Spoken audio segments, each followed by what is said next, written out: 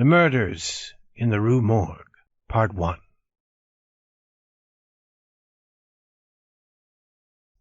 Paris! In Paris it was in the summer of 1840.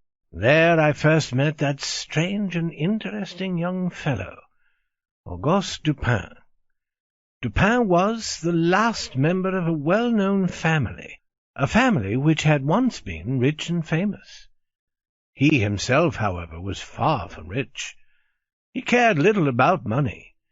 He had enough to buy the most necessary things of life, and a few books. He did not trouble himself about the rest. Just books. With books, he was happy. We first met when we were both trying to find the same book. As it was a book which few had ever heard of, this chance brought us together in an old bookstore. Later we met again in the same store, then again in another bookstore. Soon we began to talk. I was deeply interested in the family history he told me. I was surprised, too, at how much and how widely he had read. More important, the force of his busy mind was like a bright light in my soul. I felt that the friendship of such a man would be, for me, riches without price. I therefore told him of my feelings toward him, and he agreed to come live with me. He would have, I thought, the joy of using my many fine books, and I would have the pleasure of having someone with me, for I was not happy alone. We passed the days reading, writing, and talking, but Dupin was a lover of the night, and at night, often with only the light of the stars to show us the way, we walked the streets of Paris, sometimes talking, sometimes quiet, always thinking. I soon noticed a special reasoning power he had, an unusual reasoning power. Using it gave him great pleasure. He told me once, with a soft and quiet laugh, that most men have windows over their hearts. Through these he could see into their souls. Then he surprised me by telling what he knew about my own soul, and I found that he knew things about me that I had thought only I could possibly know. His manner at these moments was cold and distant. His eyes looked empty and far away, and his voice became high and nervous. At such times it seemed to me that I saw not just Dupin, but two Dupins, one who coldly put things together, and another who just as coldly took them apart. One night we were walking down one of Paris's long and dirty streets. Both of us were busy with our thoughts. Neither had spoken for perhaps 15 minutes. It seemed as if we had each forgotten that the other was there at his side. I soon learned that Dupin had not forgotten me, however. Suddenly he said, "You are right. He is a very little fellow, that's true, and he would be more successful if he acted in lighter, less serious plays." "Yes, there can be no doubt of that," I said. At first I saw nothing strange in this. Dupin had agreed with me with my own thoughts. This, of course, seemed to me quite natural. For a few seconds I continued walking and thinking, but suddenly I realized that Dupin had agreed with something which was only a thought. I had not spoken a single word. I stopped walking and turned to my friend. "Dupin," I said, "Dupin, this is beyond my understanding. How could you know that I was thinking of—" Here I stopped in order to test him and learn if he really did know my unspoken thoughts. "How did I know you were thinking of Chantilly? Why did you stop?" "You were thinking that Chantilly is too small for the plays in which he acts." "That is indeed what I was thinking. But tell me, in heaven's name, the method, if method there is, by which you have been able to see into my soul in this matter." "It was the fruit-seller." "Fruit-seller? I know no fruit-seller." "I mean the man who ran into you as we entered this street. It may have been 10 or 15 minutes ago, perhaps less." Yes, that's true. I remember now a fruit seller carrying a large basket of apples on his head almost threw me down. But I don't understand why the fruit seller should make me think of Chantilly, or if he did, how you can know that." "I will explain. Listen closely now. Let us follow your thoughts from the fruit seller to the play actor, Chantilly. Those thoughts must have gone like this: from the fruit seller to the cobblestones, from the cobblestones to stereotomy, and from stereotomy to Epicurus, to Orion, and then to Chantilly. As we turned into this street, the fruit seller, walking very quickly past us, ran against you, and made you step on some cobblestones which had not been put down evenly. And I could see that the stones had hurt your foot. You spoke a few angry words to yourself and continued walking. But you kept looking down at the cobblestones in the street. So I knew you were still thinking of stones. Then we came to a small street where they are putting down street stones, which they have cut in a new and very special way. Here your face became brighter, and I saw your lips move. I could not doubt that you were saying the word stereotomy, the name for this new way of cutting stones. It is a strange word, isn't it? But you will remember that we read about it in the newspaper only yesterday. I thought that the word stereotomy must make you think of that old Greek writer named Epicurus, who wrote of something he called atoms. He believed that the world and everything in the heavens are made of these atoms. Not long ago you and I were talking about Epicurus and his ideas, his atoms, ideas which Epicurus wrote about more than 2,000 years ago. We were talking about how much these old ideas are like today's ideas, about the earth and the stars and the sky. I felt sure that you would look up to the sky. You did look up. Now I was certain that I had been following your thoughts as they had in fact come into your mind.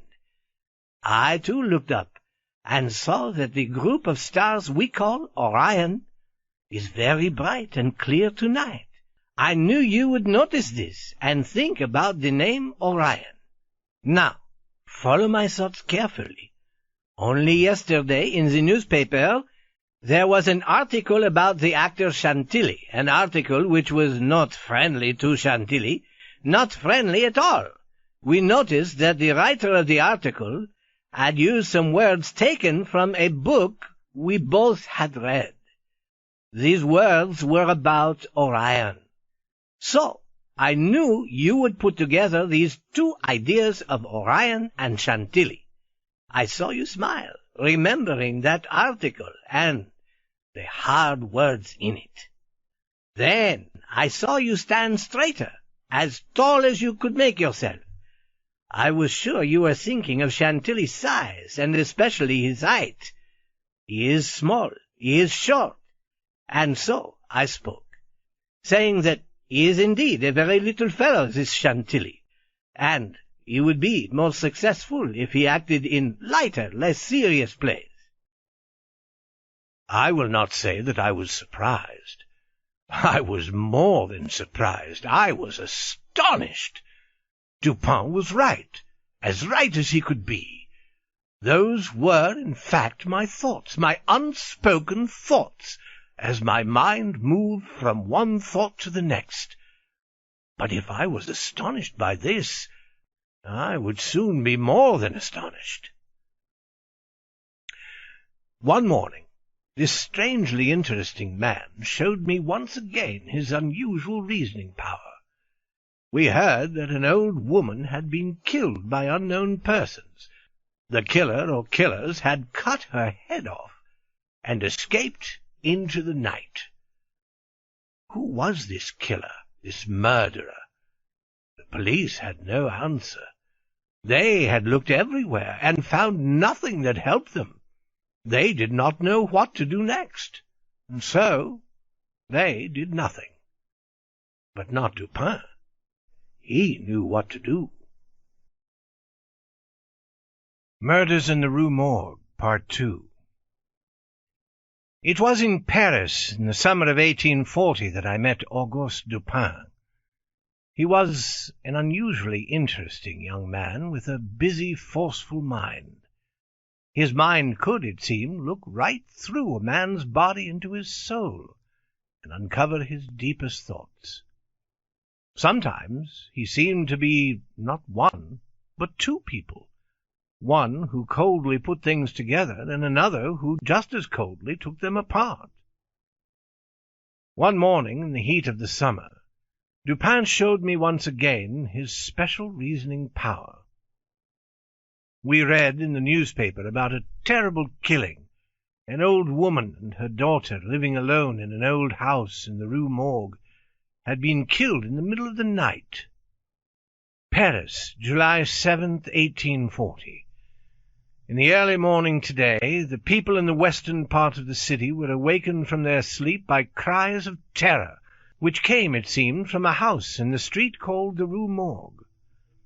The only persons living in the house were an old woman, Mrs. L'Espanaye, and her daughter. Several neighbors and a policeman ran toward the house, but by the time they reached it, the cries had stopped. When no one answered their calls, they forced the door open. As they rushed in, they heard voices, two voices.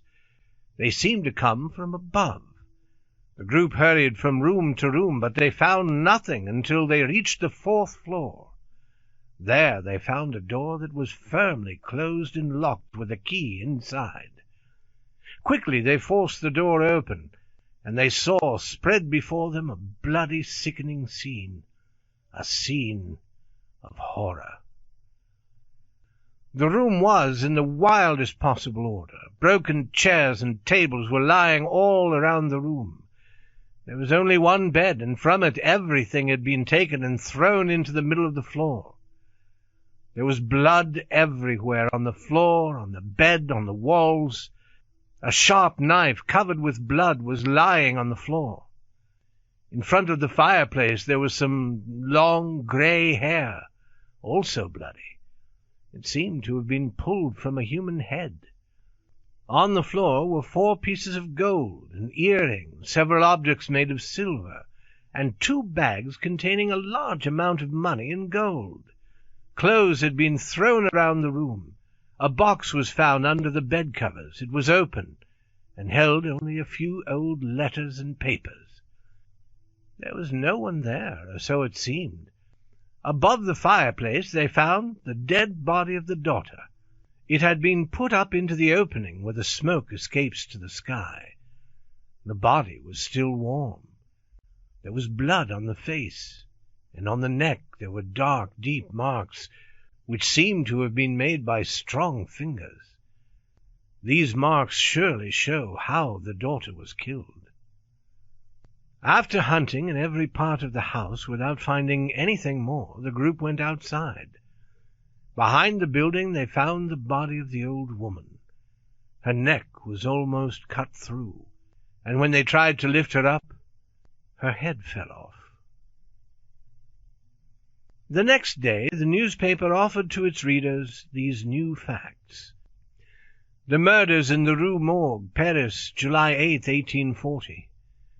The police have talked with many people about the terrible killings in the old house on the Rue Morgue, but nothing has been learned to answer the question of who the killers were. Pauline Dubourg, a washerwoman, says she has known both of the dead women for more than 3 years, and has washed their clothes during that period. The old lady and her daughter seemed to love each other dearly. They always paid her well. She did not know where their money came from, she said. She never met anyone in the house. Only the 2 women lived on the 4th floor. Pierre Moreau, a shopkeeper, says Mrs. L'Espanaye had bought food at his shop for nearly 4 years. She owned the house and had lived in it for more than 6 years. People said they had money. He never saw anyone enter the door except the old lady and her daughter, and a doctor 8 or 10 times perhaps. Many other persons, neighbors, said the same thing. Almost no one ever went into the house, and Mrs. L'Espanaye and her daughter were not often seen. Jules Mignon, a banker, says that Mrs. L'Espanaye had put money in his bank, beginning 8 years before. 3 days before her death she took out of the bank a large amount of money in gold. A man from the bank carried it for her to her house. Isidore Mousset, a policeman, says that he was with the group that first entered the house. While he was going up the stairs he heard 2 voices, one low and soft, and one hard, high, and very strange. The voice of someone who was certainly not French, the voice of a foreigner, Spanish perhaps. It was not a woman's voice. He could not understand what it said, but the low voice, the softer voice, said in French, "My God!" Alfonso Garcia, who is Spanish and lives on the Rue Morgue, says he entered the house but did not go up the stairs. He is nervous, and he was afraid he might be ill. He heard the voices. He believes the high voice was not that of a Frenchman. Perhaps it was English, but he doesn't understand English, so he is not sure. William Bird, another foreigner, an Englishman, says he was one of the persons who entered the house. He has lived in Paris for 2 years. He heard the voices. The low voice was that of a Frenchman, he was sure, because he heard it say in French, "My God!" The high voice was very loud. He was sure it was not the voice of an Englishman, nor the voice of a Frenchman. It seemed to be that of an Italian. It might have been a woman's voice. He does not understand Italian. Mr. Alberto Montani, an Italian, was passing the house at the time of the cries. He says they lasted for about 2 minutes. There were screams, long and loud, terrible, fearful sounds. Montani, who speaks Spanish but not French, says that he also heard 2 voices. He thought both voices were French, but he could not understand any of the words spoken. The persons who first entered the house all agree that the door of the room where the daughter's body was found was locked on the inside. When they reached the door, everything was quiet. When they forced the door open, they saw no one. The windows were closed and firmly locked on the inside. There were no steps that someone could have gone down while they were going up. They say that the openings over the fireplace are too small for anyone to have escaped through them. It took 4 or 5 people to pull the daughter's body out of the opening over the fireplace. A careful search was made through the whole house. It was 4 or 5 minutes from the time they heard the voices to the moment they forced open the door of the room. Paul Dumas, a doctor, says that he was called to see the bodies soon after they were found. They were in a horrible condition, badly marked and broken. Such results could not have come from a woman's hands, only from those of a very powerful man. The daughter had been killed by strong hands around her neck. The police have learned nothing more than this. A killing as strange as this has never before happened in Paris. The police do not know where to begin to look for the answer. When we had finished reading the newspaper's account of the murders, neither Dupin nor myself said anything for a while. But I could see in his eyes that cold, empty look which told me that his mind was working busily. When he asked me what I thought of all this, I could only agree with all Paris. I told him I considered it a very difficult problem, a mystery, to which it was not possible to find an answer. "No, no," said Dupin. "No, I think you are wrong. A mystery it is, yes. But there must be an answer. Let us go to the house and see what we can see. There must be an answer. There must." The Murders in the Rue Morgue, Part 3. It was in Paris that I met Auguste Dupin. He was an unusually interesting young man, with a busy, forceful mind. This mind could, it seemed, look right through a man's body into his deepest soul. One hot summer morning we read in the newspapers about a terrible killing. The dead persons were an old woman and her unmarried daughter, who lived alone on the 4th floor of an old house on the street called the Rue Morgue. Someone had taken the daughter's neck in his powerful fingers and pressed with fearful strength until her life was gone. Her mother's body was found outside the house, with the head nearly cut off. The knife with which she was killed was found, however, in the room on the floor. Several neighbors ran to the house when they heard the woman's cries of fear. As they ran up to the 4th floor, they heard 2 other voices, but when they reached the room and broke down the door, they found no living person in the room. Like the door, the 2 windows were firmly closed, locked on the inside. There was no other way that the killer could have got in or out of the room. The Paris police did not know where to begin to look for the answer. I told Dupin that it seemed to me that it was not possible to learn the answer to the mystery of these killings. "No," said Dupin. "No, I think you are wrong. A mystery it is, yes, but there must be an answer. We must not judge what is possible just by what we have read in the newspapers. The Paris police work hard and often get good results, but there is no real method in what they do. When something more than simple hard work is needed, when a little real method is needed, the police fail. Sometimes they stand too near the problem. Often if a person looks at something very closely, he can see a few things more clearly, but the shape of the whole thing escapes him. There must be an answer. There must. Let us go to the house and see what we can see.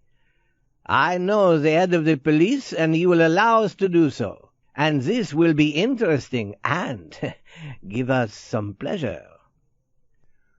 I thought it strange that Dupin would believe we could get pleasure out of this, but I said nothing. It was late in the afternoon when we reached the house in the Rue Morgue. It was easily found, for there were still many persons, in fact a crowd, standing there looking at it. Before going in, we walked all around it, and Dupin carefully looked at the neighboring houses as well as this one. I could not understand the reason for such great care. We came again to the front of the house and went in. We went up the stairs, into the room where the daughter's body had been found. Both bodies were there. The police had left the room as they found it. I saw nothing beyond what the newspaper had told us. Dupin looked with great care at everything, at the bodies, the walls, the fireplace, the windows. Then we went home. Dupin said nothing. I could see the cold look in his eyes, which told me that his mind was working busily, quickly. I asked no questions. Dupin said nothing until the next morning, when he came into my room and asked me suddenly if I had not noticed something especially strange about what we saw at the house in the Rue Morgue. I replied, "Nothing more than we both read in the newspaper." "Tell me, my friend, how shall we explain the horrible force, the unusual strength used in these murders? And whose were the voices that were heard? No one was found except the dead women, yet there was no way for anyone to escape. And the wild condition of the room, the body which was found head down above the fireplace, the terrible broken appearance of the body of the old lady with its head cut off, these are all so far from what might be expected that the police are standing still. They don't know where to begin. These things are unusual indeed, but they are not deep mysteries. we should not ask what has happened, but what has happened that has never happened before. In fact, the very things that the police think cannot possibly be explained are the things which will lead me to the answer. Indeed, I believe they have already led me to the answer. I was so surprised I could not say a word. Dupin looked quickly at the door. I am now waiting for a person who will know something about these murders, these wild killings. I do not think he did them himself, but I think he will know the killer. I hope I am right about this. If I am, then I expect to find the whole answer today. I expect the man here in this room at any moment. It is true that he may not come, but he probably will. Well, who is this person? How did you find him? I'll tell you. While we wait for this man, we do not know, for I have never met him. While we wait, I will tell you how my thoughts went. Dupin began to talk, but it did not seem that he was trying to explain to me what he had thought. It seemed that he was talking to himself. He looked not at me, but at the wall. It has been fully proved that the voices heard by the neighbors were not the voices of the women who were killed. Someone else was in the room. It is therefore certain that the old woman did not first kill her daughter and then kill herself. She would not have been strong enough to put her daughter's body where it was found. And the manner of the old lady's death shows that she could not have caused it herself.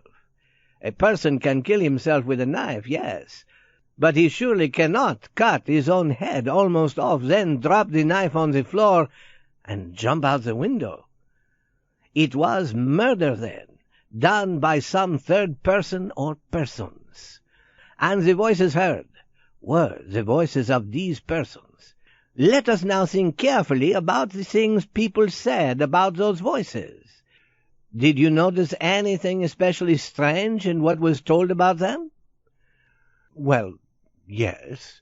Everybody agreed that the low voice was the voice of a Frenchman, but they could not agree about the high voice. Ah!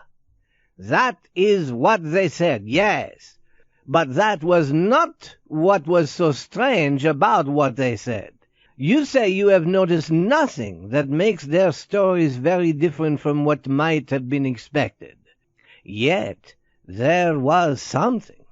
All these persons, as you say, agreed about the low voice, but not about the high, hard voice.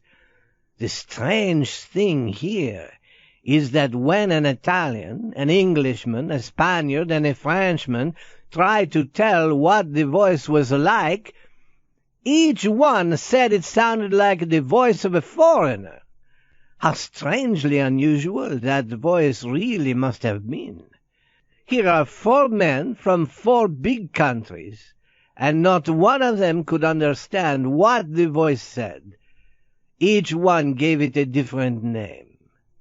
Now, I know that there are other countries in the world. You will say that perhaps it was the voice of someone from one of those other lands. Russia, perhaps. But remember, not one of these people heard anything that sounded like a separate word. Here Dupin turned and looked into my eyes. This is what we have learned from the newspaper. I don't know what I have led you to think, but I believe that in this much of the story there are enough facts to lead us in the one and only direction to the right answer. What this answer is, I will not say, not yet. But I want you to keep in mind that this much was enough to tell me what I must look for when we were in the house on the Rue Morgue. And I found it.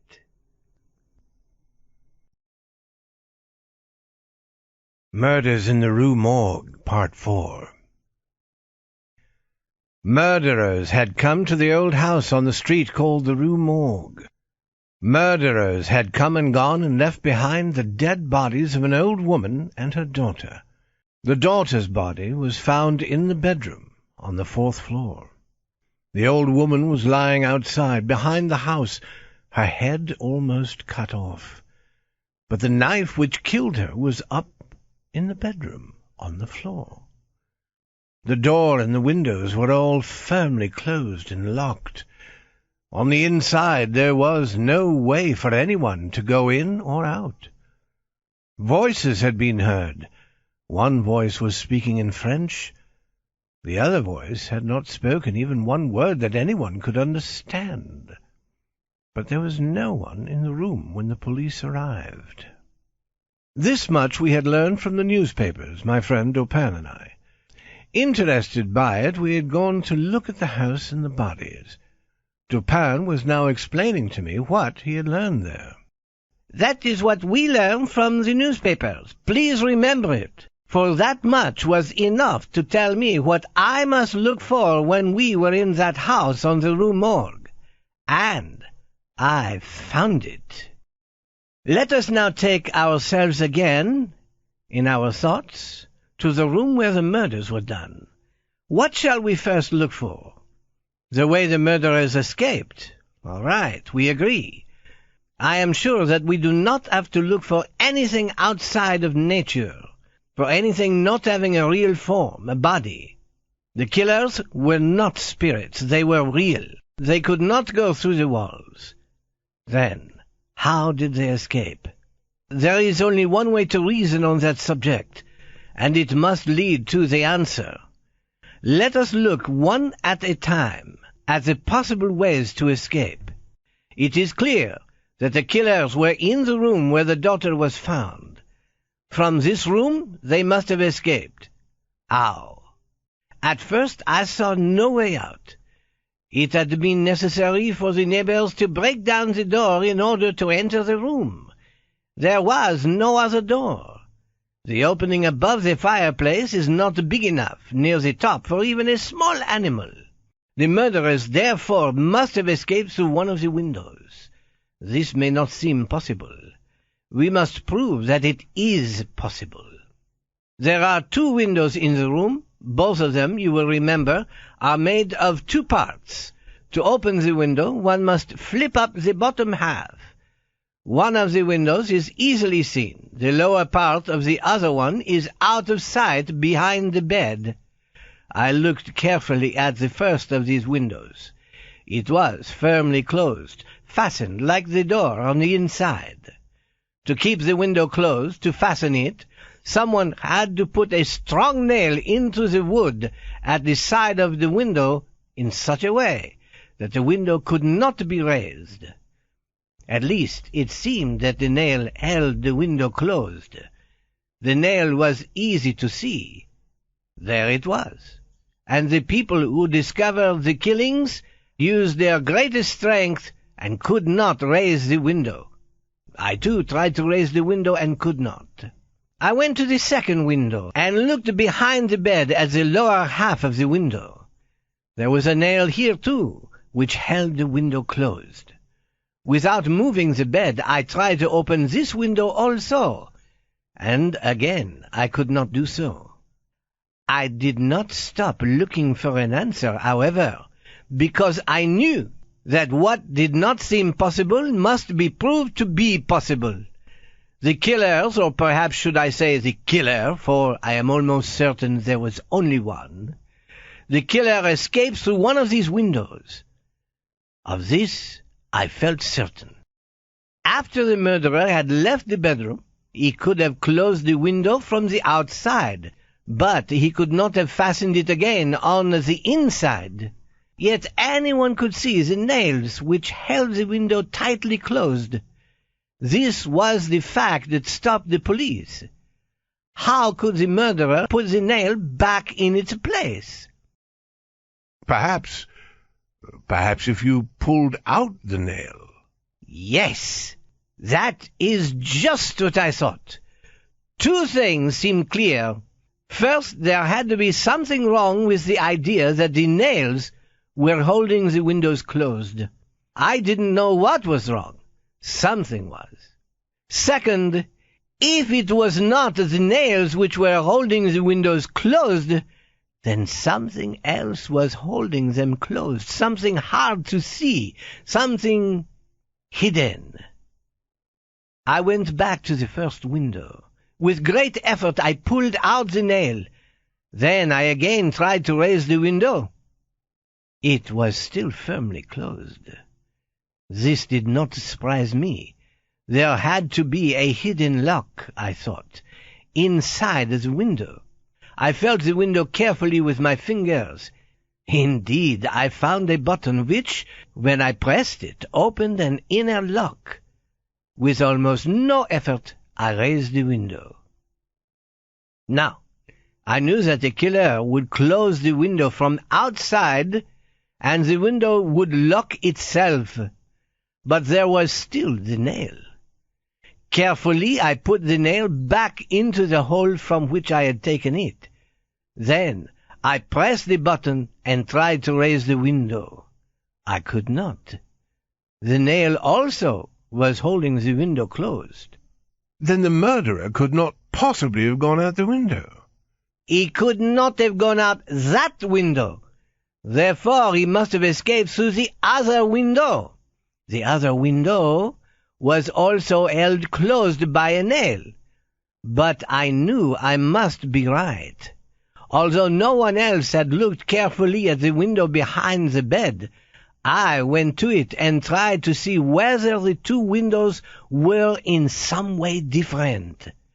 The nail in the second window looked the same as the one I had just seen. I moved the bed so I could look more closely. Yes, there was a button here too. I was so sure I was right that without touching the nail, I pressed the button and tried to raise the window. Up it went. As the window went up, it carried with it the top part of the nail, the head. When I closed the window, the head of the nail was again in its place. It looked just as it had looked before. I took the head of the nail in my fingers, and it easily came away from the window. I saw that the nail had been broken. But when I put the nail back in its place, the nail again looked whole. What seemed to be not possible, we have proved to be possible. The murderer indeed escaped through that window. I could now see in my mind what had happened. It was a hot summer night. When the murderer first arrived, he found that window open to let some of the fresh night air come in. Through the open window, the murderer went in and came out again. As he came out, he closed the window, perhaps with a purpose to do so, perhaps by chance. The special lock inside the window held the window firmly closed. The nail only seemed to be holding it closed, and that which is possible looked not possible. Dupin had been talking not to me, it seemed, but to himself. His cold eyes seemed to see only what was in his own mind. Now he stopped and looked straight at me. His eyes were now hard and bright, and I understood that using his unusual reasoning power to find the answer to those bloody murders was giving Dupin great pleasure. At first I could think only of this. Then I said, "Dupin, the windows are on the 4th floor, far above the ground, even an open window." Yes, that is an interesting question. How did the murderer go from the window down to the ground? Once I was quite certain that the murderer had, in fact, gone through the window. The rest was not so hard to know. And the answer to this question told me still more about who the murderer was. When you and I first came to the house on the Rue Morgue, we walked around the house. At that time, I noted a long, thin metal pole which went from the top of the building to the ground, a lightning rod, put there to carry down to the ground a charge of electricity that might come out of the clouds during a bad summer storm. Here, I thought, is a way for someone to go up or down the wall, and then to go in or out the window. He would have to be very strong. Although certain animals could easily go up the pole, not every man could do it. Only a man with very special strength and a special training. This told me more about what the murderer was like, but I still had the question. Who?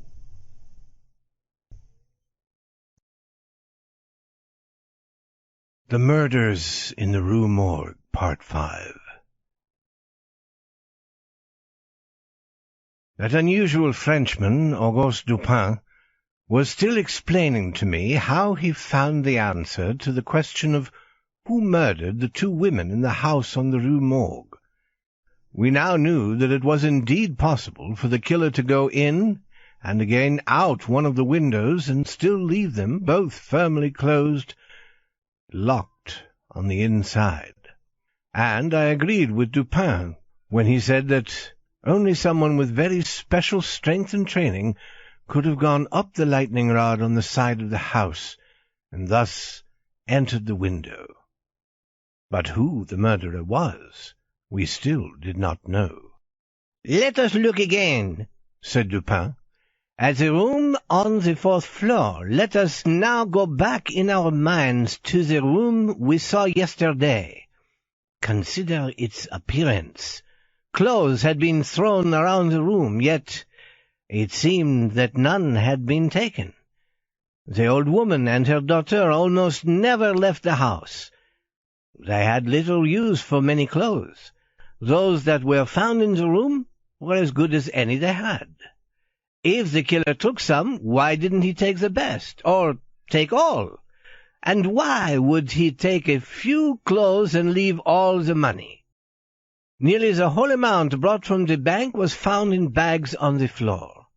I want you, therefore, to forget the idea in the minds of the police, the idea that a desire for money was what they call the motive, the reason for the murders. This idea rose in their minds when they heard how the money was brought to the house 3 days before the killings. But this is only what we call a coincidence. Two things happening at the same time, but only by chance and not because of some cause that brought them together. Coincidences happen to all of us every day of our lives. If the gold was the reason for the murders, the killer must have been quite a fool to forget and leave it there. No, I don't think the desire for money was the reason for the killings. I think that there was no reason for these killings, except perhaps fear. Now, let us look at the murders themselves. A girl is killed by powerful hands around her neck. Then the body is placed in the opening over the fireplace, head down. No murders we usually hear about are like this. There is something here that does not fit our ideas of human actions, even when we think of men of the most terrible kind. Think also of the great strength which was necessary to put the body where it was found. The strength of several men was needed to pull it down. There are other signs of this fearful strength. In front of the fireplace, some grey human hair was lying, thick pieces of it pulled from the head of the old woman. You saw the hair on the floor yourself, and you saw the blood and skin with it. You know, and I know, that great force is necessary to pull out even 20 or 30 hairs at one time. A much greater force was needed to pull out hundreds of hairs at one time. Also, the head of the old lady was cut almost completely from the body. Why? To kill a woman with a knife, it is not necessary to cut her head off. If now, added to all these things, we add also the condition of the room, we have put together the following ideas: strength more than human, wildness less than human, a murder without reason, horror beyond human understanding, and A voice which made no sound that men could understand. What result, then, have you come to? What have I helped you to see? A cold feeling went up and down my back as Dupin asked me the question. "A man, someone who has lost his mind," I said. "A madman! A madman! Only a madman could have done these murders." I think not. In some ways your idea is a good one. But madmen are from one country or another. Their cries may be terrible, but they are made of words, and some of the words can be understood. Here, look at this hair. I took it from the fingers of the old woman. The hair of a madman is not like this. Tell me what you think it is." "Dupin, this hair is not human hair." "I did not say that it is. But before we decide this matter, look at the picture I made on this piece of paper. It is a picture of the marks on the daughter's neck. The doctor said these marks were made by fingers. Let me spread the paper on the table before us. Try to put your fingers all at the same time on the picture, so that your hand and its fingers will fit the picture of the marks on the daughter's neck." "I cannot." "No, but perhaps we are not doing this in the right way. The paper is spread out on the table. The human neck is round. Here is a piece of wood about as big as the daughter's neck. Put the paper around it and try again. Go on, try." I tried to put my fingers around the piece of wood as if it were the girl's neck, but my hand was still not large enough to equal the marks left by the killer. "Dupin, these marks were made by no human hand." "No, they were not. I am almost certain that they were made by the hand of an orangutan, one of those man-like animals that live in the wild forests. The great size, the strength, the wildness of these animals are well known. Now, look in this book by Cuvier. Read, look at the picture." I did so, and at once I knew that Dupin was right in everything he said. The color of the hair, the size of the hand, the terrible strength, the wildness of the killings, those sounds which were a voice, but were not words. Everything fit nicely in its place. No, not everything. "Dupin," I said, "there were two voices. Whose was the second voice?" The second voice, yes. Remember, we decided that only someone with a very special kind of strength could have gone up the lightning rod, up the side of the house to the window on the 4th floor. Perhaps an animal? Perhaps a strong man from a circus? Perhaps a sailor? We know now that one of the voices was the voice of an animal, an orangutan. The other was the voice of a man. This voice spoke only two words. They were, 'My God,' spoken in French. Upon those two words, I have placed my hope of finding a full answer to this horrible question. The words were an expression of horror. This means that a Frenchman knew about these murders. It is possible, indeed, it is probable, that the Frenchman himself did not help the orangutan to kill. Perhaps the animal escaped from him, and he followed it to the house in the Rue Morgue. He could not have caught it again. It must still be free, somewhere in Paris. I will not continue with these guesses, for I cannot call them more than that. If I am right, and if the Frenchman did not himself help with the killings, I expect him to come here. Read this. I paid to have it put in the newspaper." I took a look at the newspaper and read the following. "Caught early in the morning of the 7th of this month, a very large orangutan. The owner, who is known to be a sailor, may have the animal again, if he can prove it is his. But, Dupin, How can you know that the man is a sailor?" "I do not know it. I am not sure of it. I think the man is a sailor. A sailor could go up that pole on the side of the house. Sailors travel to strange, faraway places where such things as orangutans can be got. If I am right, think for a moment. The sailor will say to himself, 'The animal is valuable. Why shouldn't I go and get it? The police do not know the animal killed 2 women, and clearly somebody knows I am in Paris. If I do not go to get this animal, they will ask why. I don't want anyone to start asking questions about the animal. So I will go and get the orangutan, and keep it where no one will see it until this trouble is past.' This, I believe, is how the sailor will think. But listen, I hear a man's step on the stairs." Dupin had left the front door of the house open, and the visitor entered without using the bell. He came several steps up the stairs, then stopped. We heard him go down again.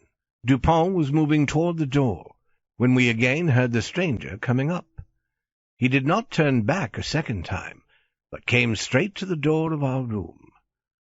In a strong, warm, friendly voice, Dupin said, "Come in, my friend, come in."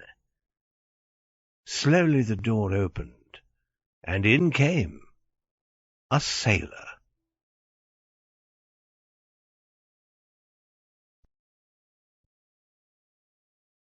The Murders in the Rue Morgue, Part 6. My friend Dupin was now certain that the murders in the Rue Morgue had been done by a wild animal of the jungle, the man-like animal known as an orangutan. The animal had escaped from its owner, he thought, and the owner was probably a sailor. He had put a notice in the newspaper that the man who owned the orangutan could have it again if he came to our house to get it. Now, as the owner came to our door, we were both wondering if that man would, as Dupin guessed, be a sailor. Yes, the man who entered was indeed a sailor. He was a large man and strong, and carried a big, heavy piece of wood, but no gun. He said to us in French, "Good evening." "Sit down, my friend. I suppose you have come to ask about the orangutan? A very fine animal. I have no doubt that it is a very valuable animal. How old do you think it may be?" "I have no way of guessing how old it is, but it can't be more than 4 or 5 years old. Have you got it here?" No. We have no place for it here. You can get it in the morning.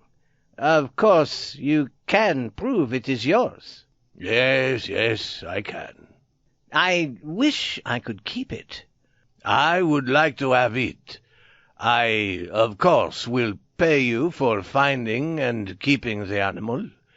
Anything within reason." "Well, that is very fair indeed. Let me think. What shall I ask for? I know. Let this be my pay. Tell me everything you know about the murders in the Rue Morgue." As quietly as he had spoken, Dupin walked to the door, locked it, and put the key in his coat. At the same time he took a gun out of his coat and placed it on the table. The sailor's face had become red. He jumped to his feet and reached for his stick of wood, but in the next moment he fell back into his chair, trembling. His face had become quite white, bloodless. He spoke not a word. His eyes were closed.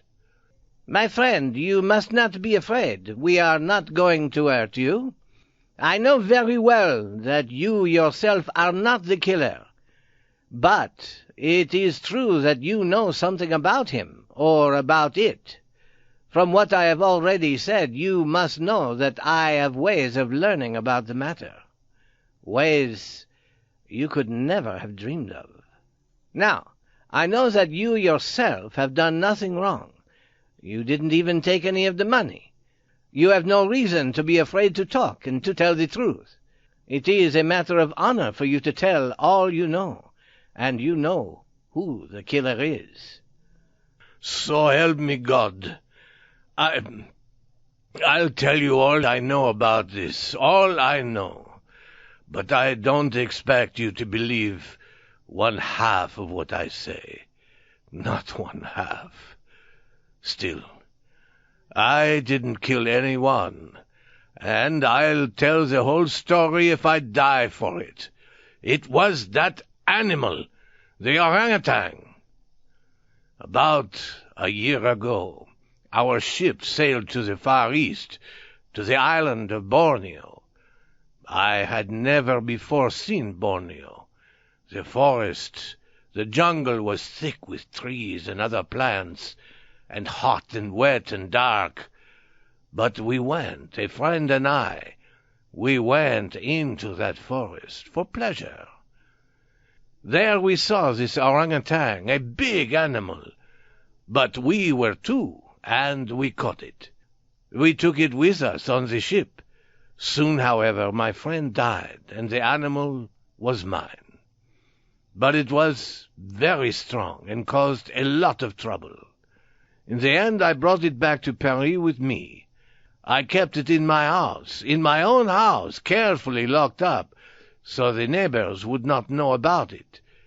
The animal had cut one foot badly while on the ship.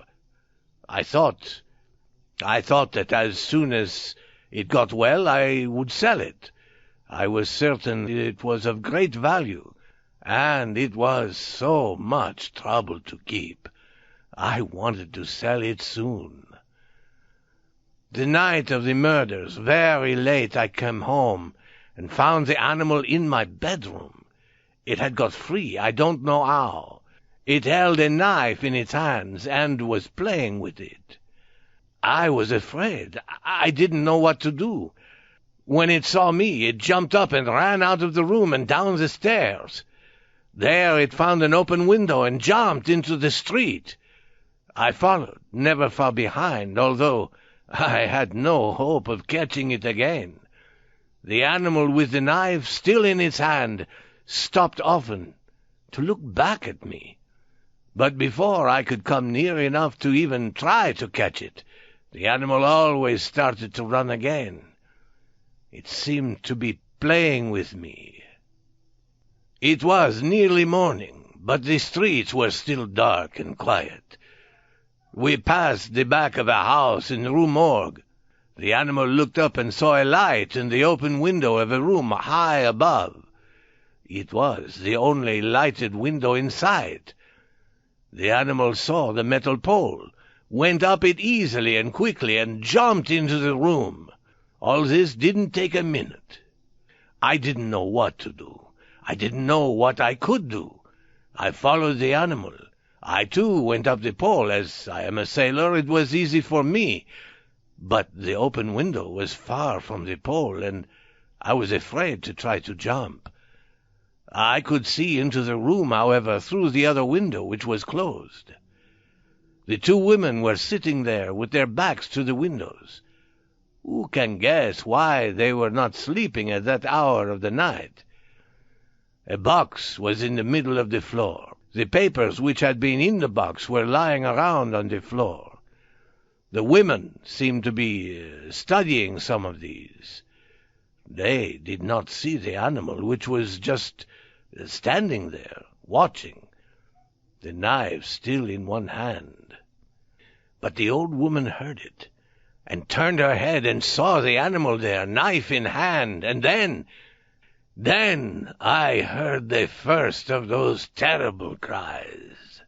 When the animal heard the old woman's cry, it caught her by the hair and slowly moved the knife before her face. The daughter, filled with terror, fell to the floor and remained there without moving, her eyes closed. The old woman continued to cry for help, screaming with fear. I think the animal now was as afraid as the old woman was. With terrible force, it pulled out a handful of hair, And when the woman, covered with blood, tried to run from it, the animal caught her again by the hair, and with one move of its arm it nearly cut her head from her body. Throwing down the body, the animal turned and saw that the daughter was moving, watching it with horror. With fire in its eyes, it rushed to the girl, put its powerful fingers around her neck, and pressed them firmly there until she died. When the girl stopped moving, the animal dropped her body to the floor and looked up. It saw my face in the window. It began to run around the room quickly without purpose. It jumped up and down, breaking the chairs, pulling the bed to pieces. Suddenly it stopped and took the body of the daughter, and as if to hide it, with terrible strength it put the body up above the fireplace where it was found. It threw the old woman out the window. All this time I was hanging from the pole, filled with horror. It seemed I had lost the power to move. But when I saw the animal coming toward the window with the old woman's body, my horror became fear. I went quickly down. I almost fell down the pole, and I ran. I didn't look back. I ran. Oh, my God, my God! The chief of police was not happy that the answer to the mystery of the killings had been found by someone who was not a policeman. He said that people should keep to their own business. "Let him talk," said Dupin. "Let him talk, he'll feel better for it. And he's a good fellow, but he makes things less simple than they really are.